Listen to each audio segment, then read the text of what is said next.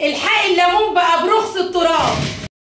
تعالي نعصفر ليمون، هخليكي تعمليه دايب دوب ويقعد معاكي لشهر رمضان تاكليه زي الزبده، ولو عايزه تاكليه بعد يومين هخليكي تعمليه.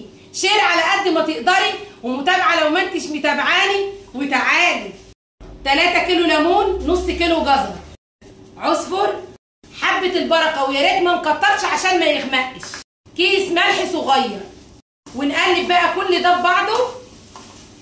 هنحط الليمون على النار يا دوب يغلي غلوه واحده بس، وبعدين ننزله ونغير الميه بتاعته ونقطعه 4/4 زي ما انتم شايفين لحد ربعه.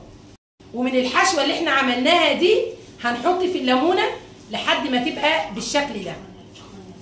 هيبقى معانا بقى، انا جايبه له طبعا الفلفل الحامي ده، هنشقها كده من الجنب حته بسيطه، وبين كل راق وراق هننزل بشويه فلفل. حشينا الليمون وبين كل راق وراق حطينا فلفل سبايسي.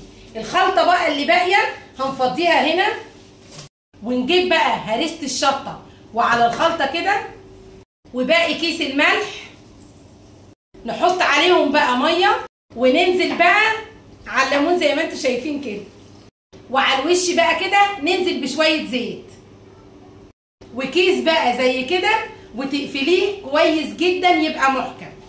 عايزه تاكلي منه بعد يومين، بعد يومين بالظبط هتعملي ايه؟ طبعا ده لشهر رمضان، اللي هتاكلي منه بعد يومين نفس الخلطه ونفس اللي احنا عملناه، بس هتسلقيه قوي وتفضلي تغيري عليه الميه لمده يومين. الصبح تغيري الميه وقبل ما تنامي تغيري الميه، هتاكلي منه بعد يومين بالظبط.